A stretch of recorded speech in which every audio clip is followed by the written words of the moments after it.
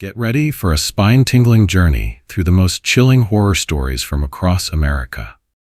From the haunted pillar of Augusta to the vengeful spirits of the Pascagoula River, each tale is more terrifying than the last. Dive into the legend of Skin Tom, the curse of the Yazoo Witch, and the relentless pursuit of the three-legged lady. These stories will leave you breathless and questioning the darkness that lurks in every corner of our world. Join us as we explore the darker side of folklore, where the lines between reality and myth blur. Whether you're a fan of ghostly encounters or haunted legends, this compilation has something for everyone. So, sit back, dim the lights, and let the fear begin. Rachel had always been drawn to the paranormal, but as a seasoned investigator, she approached each case with a healthy dose of skepticism. So, when she and her partner, Mike, decided to explore the mysterious Brown Mountain Lights in North Carolina, she was determined to get to the bottom of the legend. The Brown Mountain Lights had been a source of fascination for generations. People claimed to have seen glowing orbs hovering above the mountain, only to vanish and reappear without explanation. Rachel had heard stories of ghostly spirits, aliens, and even ball lightning, but she wasn't convinced.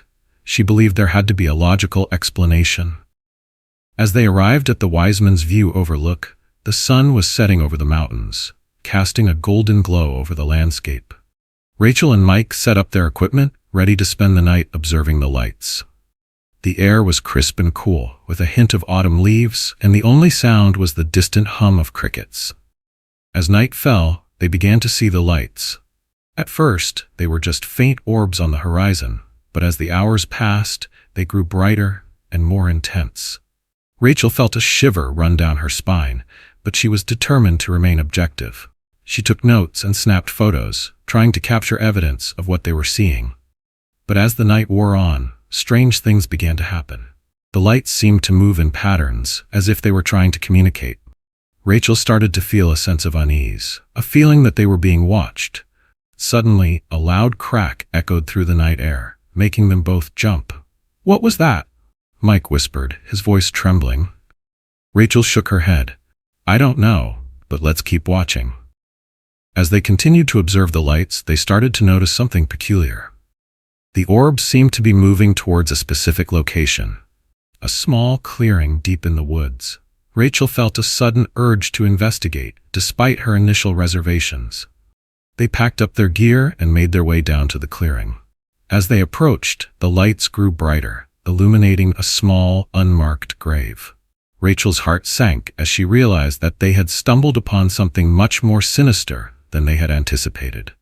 According to local legend, the grave belonged to a woman named Belinda, who had been murdered along with her baby in the late 1800s. The killer had never been caught, and the crime had been covered up. The Brown Mountain Lights, Rachel realized, were not just a natural phenomenon. They were a warning from restless spirits seeking justice for a long-forgotten crime. As they stood there, frozen in terror, the lights began to swirl around them. Rachel felt a cold breeze brush against her skin, and she knew they had to leave. But as they turned to run, they heard a voice, a low, mournful whisper that seemed to come from all around them. "You should not have come here," it said. Rachel and Mike sprinted back to their car, the lights fading into the distance as they drove away. They didn't stop until they were miles from Brown Mountain, the darkness of the night seeming to press in around them. As they looked back at the mountain, now a distant silhouette against the dawn sky, Rachel realized that some secrets were better left unspoken. The Brown Mountain Lights were not just a mystery. They were a warning, a reminder that some crimes would never be forgotten, and that justice would always be sought, no matter how long it took. Years later, when people asked about that night, Rachel would tell them that she had learned a valuable lesson. Some legends are better left untouched, and some secrets are too dark to uncover. And if you ever found yourself driving through the Blue Ridge Mountains at night, you might just see the Brown Mountain Lights, a chilling reminder of the restless spirits that still linger, seeking justice in the darkness. Jake had always been the adventurous type, never one to shy away from a challenge or a good scare. So, when he and his friends decided to camp near the infamous Devil's Tramping Ground in Chatham County, North Carolina, he was more than excited. The legend of the Devil's Tramping Ground was well known in those parts, a mysterious clearing in the woods where nothing grew, and where the devil was said to walk in circles at night, plotting his evil deeds. As they set up their tents, Jake couldn't help but feel a thrill of anticipation. He didn't believe in supernatural tales, but there was something about this place that seemed to draw him in. The clearing itself was eerie, a perfect circle of barren earth surrounded by lush vegetation. 2 paths led into the circle, and the air was heavy with an unsettling silence. As night began to fall, Jake and his friends huddled around the campfire, swapping stories and jokes. But as the darkness deepened, the atmosphere began to change. The wind picked up, rustling the leaves, and the fire seemed to flicker in sync with the creaking of the trees. Suddenly, a twig snapped in the distance, and they all turned to look into the darkness. "Probably just a raccoon," Jake said, trying to sound braver than he felt. But as they settled back into their conversation, they started to hear footsteps. Heavy, deliberate footsteps that seemed to be getting closer. Jake's friends exchanged nervous glances, but he just laughed it off. "It's probably just someone lost in the woods," he said. However, as the footsteps drew nearer, the laughter died on their lips. A figure emerged from the darkness, its presence seeming to fill the entire clearing. It was tall, imposing, and its eyes glowed with an otherworldly intensity. Jake felt a chill run down his spine as the figure began to walk towards them. Suddenly, the wind died down, and an eerie silence fell over the campsite. The figure stopped at the edge of the firelight, its gaze fixed on Jake. For a moment, they just stared at each other, the only sound being the crackling of the flames. Then, without warning, the figure vanished. The group breathed a collective sigh of relief, but it was short-lived.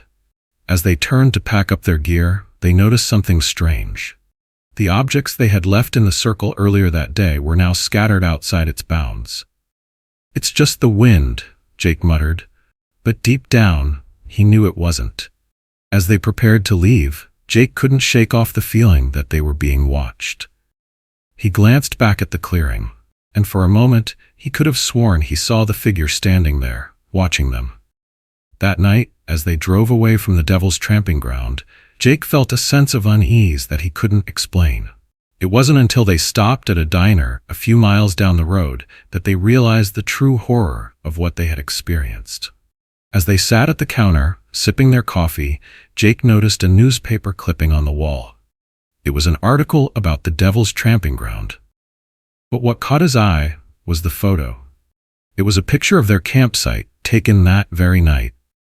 And in the center of the photo, standing just beyond the firelight, was the figure they had seen.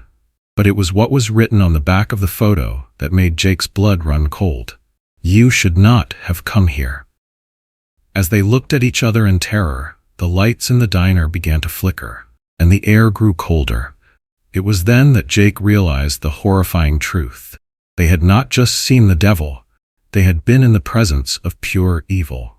And as they drove away from the diner, the darkness outside seemed to press in around them, a reminder that some legends are better left unexplored. The Devil's Tramping Ground remained a mystery, a place where the veil between worlds was thin, and where those who dared to trespass would face the wrath of the malevolent entity that dwelled there. Years later, when people asked about that night, Jake would tell them that he had learned a valuable lesson. Some places are better left untouched, and some legends are too real to ignore. And if you ever found yourself driving through Chatham County at night, you might just hear the sound of footsteps, a warning that the devil was still out there, waiting for his next victim. It was a crisp autumn evening in Augusta, Georgia, and the streets were buzzing with the usual college crowd. Alex, a junior at Augusta University, had always been fascinated by urban legends. Among them, the haunted Pillar of Augusta stood out as a particularly intriguing tale. The story went that a traveling evangelist had been denied permission to preach near a farmer's market back in the 1800s. In a fit of rage, he cursed the town, predicting that a great wind would destroy everything except for one pillar. Anyone who dared to touch or move the pillar would be cursed, facing untimely death or misfortune. Alex had always been skeptical of such stories, but there was something about this one that drew him in. He gathered his closest friends, Mike, Emma, and Jack, to explore the legend further. They decided to meet at the old market site on Broad Street, where the infamous pillar still stood. The pillar itself was nothing more than a 10-foot-tall concrete column, but the aura around it was palpable. As they approached the pillar, Alex couldn't help but feel a shiver run down his spine. Emma, ever the believer, whispered, "Guys, maybe we shouldn't mess with this." But Alex was determined to debunk the legend. "Come on, it's just a story," he said, rolling his eyes. Mike and Jack were more interested in the thrill of it all, and they began joking about moving the pillar as a prank. The night was dark and quiet, with only the occasional passing car breaking the silence. Alex, feeling a bit more adventurous, suggested they actually move the pillar. Emma hesitated, but Mike and Jack were already on board. They found an old rope in a nearby alley and tied it around the pillar. With a collective grunt, they pulled, but the pillar didn't budge. Frustrated, they decided to leave it for the night, laughing it off as a failed prank. However, as they walked away, Emma turned back to glance at the pillar. For a moment, she could have sworn she saw a shadowy figure standing beside it. She spun around, but there was no one there. "Guys, did you see that?" she asked, her voice trembling. The others just chuckled, thinking she was spooked. The next few days passed without incident, but Alex couldn't shake off the feeling that something was off. He started experiencing vivid nightmares, filled with images of the pillar and a voice whispering, "You shouldn't have touched it." At first he dismissed it as stress, but when Mike and Jack began reporting similar dreams, he realized that something was amiss. One evening, as they were hanging out in Alex's dorm room, they heard a loud crash from outside. Rushing to the window, they saw that a tree branch had fallen onto the sidewalk. But what caught their attention was a piece of paper stuck to the branch. It read, "Leave it alone." The message sent chills down their spines. That night, Emma woke up to the sound of her phone buzzing. She received a text from an unknown number. "You should not have touched the pillar." Panic set in as she realized that the others had received similar messages. They gathered in Alex's room, trying to make sense of what was happening. As they sat there, the lights in the room began to flicker. Suddenly, the TV turned on by itself, showing an old news clip about the haunted pillar. The voiceover spoke of people who had tried to move the pillar and met with tragic ends. The room fell silent, and for the first time, Alex felt a deep sense of fear. The next day, they decided to investigate further. They visited the local library, searching for any records or accounts related to the pillar. What they found was chilling. Every person who had attempted to move or touch the pillar had indeed faced some form of tragedy. There were stories of sudden illnesses, accidents, and even mysterious deaths. As the sun began to set, they realized that they had to undo what they had done. They returned to the pillar, determined to put things right. But as they approached, they noticed something strange. The rope they had used was still tied around the pillar, but it was now covered in dust and cobwebs, as if it had been there for years.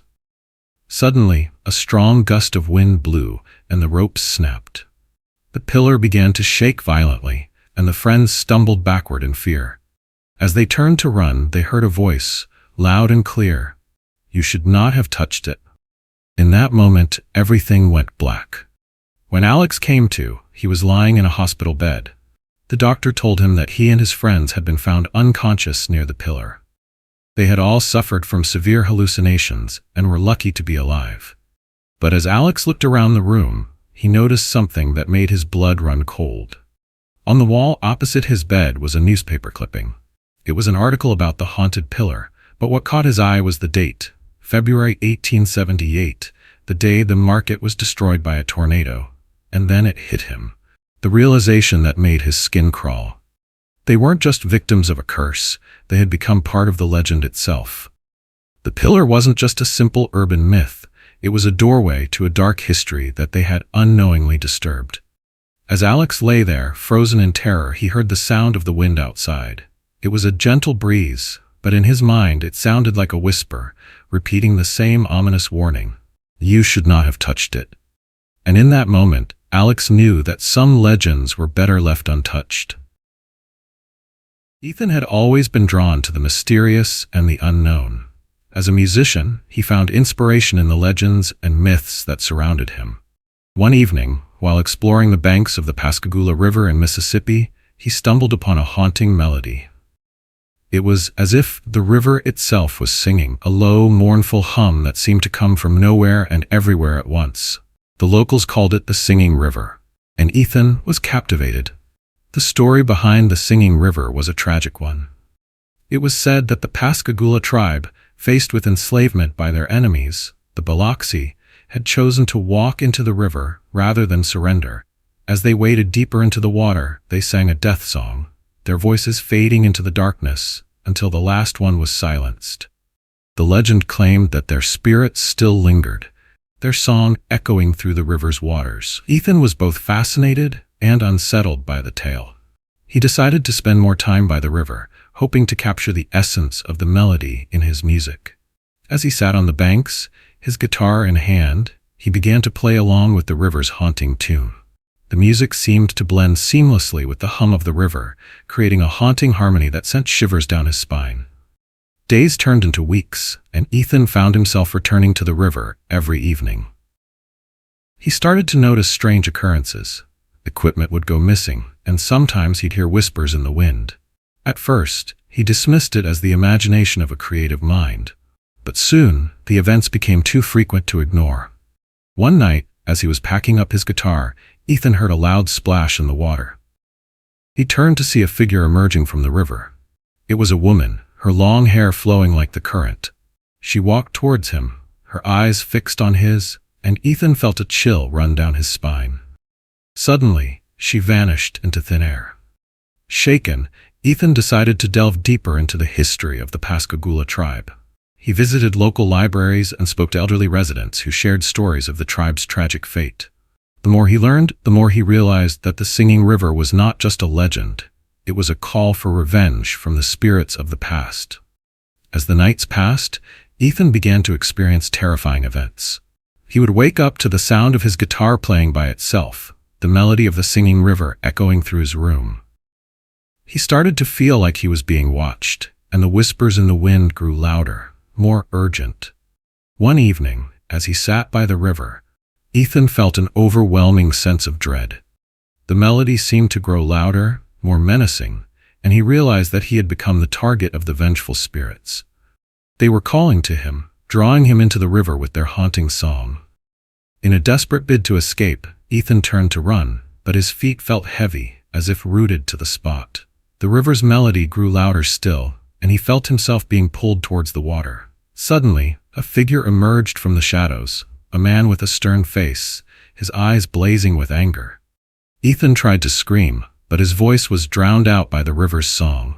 The man reached out and grasped his arm, pulling him closer to the water. Ethan felt himself being dragged into the river, the melody growing louder until it was all he could hear. As he was submerged, Ethan realized that he had become part of the legend, a victim of the Pascagoula tribe's wrath. The last thing he heard was the haunting melody of the Singing River, echoing through his mind as the darkness closed in. The next morning, Ethan's guitar was found on the riverbank, still playing the haunting tune of the Singing River. But Ethan was never seen again. The locals whispered that he had been consumed by the vengeful spirits, his soul trapped in the river's melody forever.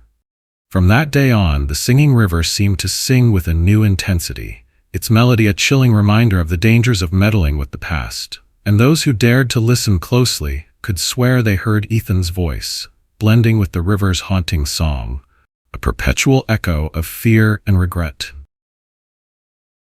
Michael had always been a thrill-seeker, never one to shy away from a challenge or a good scare.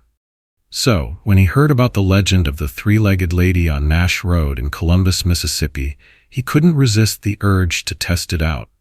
The story went that if you stopped on Nash Road, turned off your headlights, and honked your horn 3 times, the three-legged lady would appear. She would knock on the roof of your car and then chase you down the road, hitting your vehicle with her body as she ran. Michael laughed at the idea. thinking it was just another urban legend meant to scare kids into behaving. But as he drove down Nash Road, the darkness of the night seemed to press in around him. The trees loomed overhead, casting long shadows across the road, and the only sound was the crunch of gravel beneath his tires. As he approached the section of road where most sightings were reported, Michael felt a shiver run down his spine. He pulled over, turned off his headlights, and honked the horn 3 times. The silence that followed was oppressive, and for a moment, Michael wondered if he had made a mistake. Suddenly, a knock on the roof of his car made him jump. He spun around, but there was no one there. Then he heard footsteps, light, quick footsteps that seemed to be getting closer. Michael started the engine and began to drive away, but as he glanced in the rearview mirror, he saw a figure running behind him. It was a woman, her face twisted in a malevolent grin, and she had 3 legs. The 3rd leg seemed to be sewn onto her body, and it was rotting as if it had been there for years. Michael's heart raced as he sped down the road, the woman gaining on him with every passing second. As he drove, Michael felt the car being hit repeatedly, the sound of flesh slapping against metal echoing through the night. He was terrified, but he couldn't shake the feeling that he was being herded toward some unknown fate. The chase continued for what felt like an eternity, Michael's tires screeching as he took the turns. But no matter how fast he drove, the 3-legged lady kept pace with him, her presence suffocating. Finally, Michael saw a glimmer of light in the distance, the end of Nash Road. He floored it, praying that he could outrun the ghostly figure. But as he crossed the intersection, he felt a final, crushing blow to the car. Michael pulled over, his heart pounding in his chest. He looked back, expecting to see the 3-legged lady standing there. But she was gone. The road was empty, the only sound being the distant hum of crickets. As he caught his breath, Michael realized that his car was badly damaged. The side panel was dented, and there were strange handprints on the hood. But it was what he saw next that made his blood run cold. On the dashboard, someone had written a message in red ink. "You should not have come here." Suddenly, the radio flickered to life, playing a static-filled broadcast. The voice on the radio was low and menacing, speaking a single phrase over and over: "You will never leave Nash Road." Michael tried to start the car, but it wouldn't budge. He was trapped, and as he looked around, he realized that he was not alone. The 3-legged lady was standing just beyond the trees, watching him. In that moment, Michael understood that the legend was not just a story, it was a warning. The 3-legged lady was not just a ghost, she was a harbinger of doom, a spirit driven by a malevolent force that would not rest until she had claimed her next victim. As the darkness closed in around him, Michael realized that he had become part of the legend, a victim of the 3-legged lady's relentless pursuit. And as the night wore on, his screams were drowned out by the sound of crickets, leaving behind only the haunting memory of a man who had dared to tempt fate on Nash Road. Years later, when people asked about Michael, they would whisper that he had been seen driving down Nash Road, forever trapped in a desperate race against the 3-legged lady. And if you ever found yourself driving through Columbus at night, you might just see him. His car speeding down the road, pursued by the relentless spirit of the 3-legged lady. Sarah had always been fascinated by the darker side of history, and as a journalist, she had made it her mission to uncover the truth behind some of the most chilling legends in the South. Among these tales, the story of the Yazoo Witch stood out as particularly intriguing. The legend spoke of a woman who had lived in Yazoo City, Mississippi, in the late 19th century. She was said to have lured fishermen into her hut, where she would torture and kill them. When the local sheriff finally caught up with her, she was half drowned in quicksand, but not before she cursed the town, promising to return and burn it to the ground 20 years later. Sarah arrived in Yazoo City on a crisp autumn evening, the sun setting over the historic buildings that lined the streets. She had heard stories about the witch's grave in Glenwood Cemetery, where a heavy chain was placed to keep her spirit trapped. But what really drew her in was the fire that had ravaged the town in 1904, exactly 20 years after the witch's death. The flames had seemed to dance with an otherworldly energy, and many believed that the witch had indeed returned to exact her revenge. As Sarah began her investigation, she visited the local library, poring over old records and speaking to elderly residents who shared stories of the witch's malevolent presence.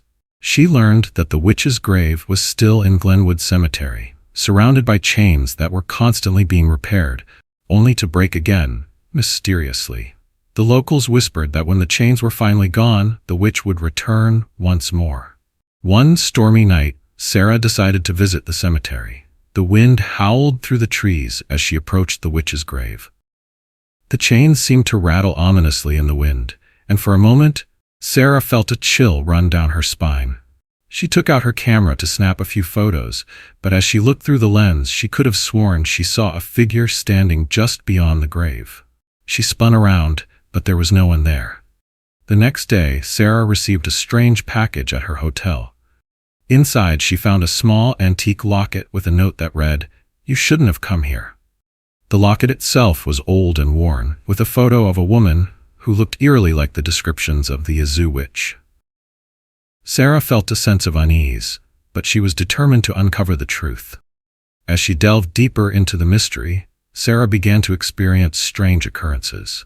She would find her notes scattered across her room, and sometimes she'd hear whispers in the wind.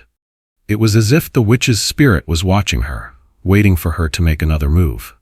One evening, as Sarah was walking back to her hotel, she felt a hand on her shoulder. She spun around, but there was no one there.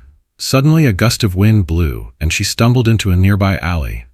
As she looked up, she saw a figure standing at the end of the alley, a woman in a black dress, her face twisted in a malevolent grin. Sarah tried to run, but her feet felt heavy as if rooted to the spot. The woman began to walk towards her, her eyes blazing with an otherworldly intensity. Just as all hope seemed lost, the woman vanished into thin air.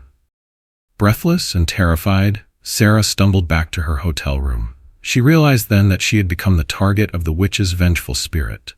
The curse was not just a myth. It was a cycle of revenge that spanned generations. As she packed her bags to leave Yazoo City, Sarah couldn't shake off the feeling that she was being watched. She glanced back at the town, wondering if she had uncovered too much. The chains around the witch's grave seemed to rattle in her mind, a reminder that some secrets were better left buried.